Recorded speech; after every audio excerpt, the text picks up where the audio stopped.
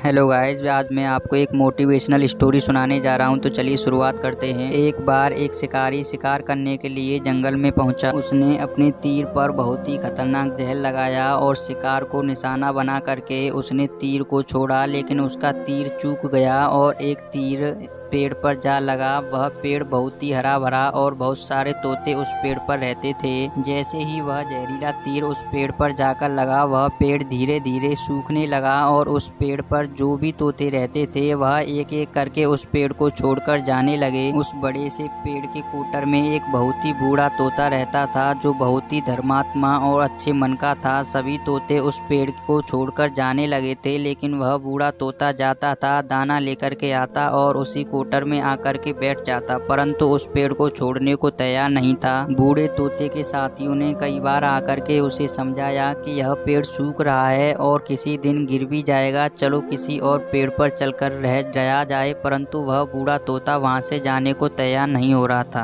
अब यह बात देवराज इंद्र तक पहुंची। उन्हें बताया गया कि एक तोता है, वह जिस पेड़ पर रहता है उस पेड़ पर एक जहरीला तीर लगने के कारण सूखने, गिरने और खत्म होने की कगार पर जा पहुंचा है, और एक बूढ़ा तोता अभी भी वहीं पर रह रहा है। वह दाना लेकर आता है और वहीं पर रहता है, जबकि उस जंगल में बहुत सारे पेड़ हैं, लेकिन वह उसी पेड़ पर रह रहा है। देवराज इंद्र प्रकट हुए और उस बूढ़े तोते से कहने लगे कि आप बहुत धर्मात्मा और बहुत ही अच्छे मन के हैं, लेकिन आप इस पेड़ को छोड़कर किसी और पेड़ पर चले जाइए, क्योंकि यह पेड़ कुछ ही दिनों में गिर जाएगा। तालाब के पास बहुत से बड़े बड़े हरे भरे पेड़ हैं, बड़े बड़े कोटर हैं, उन पेड़ों पर फल भी लगे हुए हैं, उन्हें वहीं पर तोड़कर खा सकते हैं, परंतु यहाँ से आप चले जाइए। तोता बोला, माफ कीजिएगा, इस पेड़ ने मुझे जीवन दिया है, शिकारियों से मेरी रक्षा की है, हर मौसम में मेरे साथ रहा है, ये मेरा कोटर है, यही मेरा घर है, यहाँ मैं पला बड़ा हूँ, इस पेड़ को मैं छोड़कर कैसे जा सकता हूँ। इस पर संकट आया है तो क्या मैं इसे छोड़कर चला जाऊँ? मैं ऐसा कभी नहीं कर सकता। देवराज इंद्र तोते के इस बात से बहुत ही प्रसन्न हुए। उन्होंने तोते से कहा, मैं आपके इस बात से बहुत ही प्रसन्न हूँ, मांगो जो आपको मांगना हो। उस बूढ़े तोते ने कहा,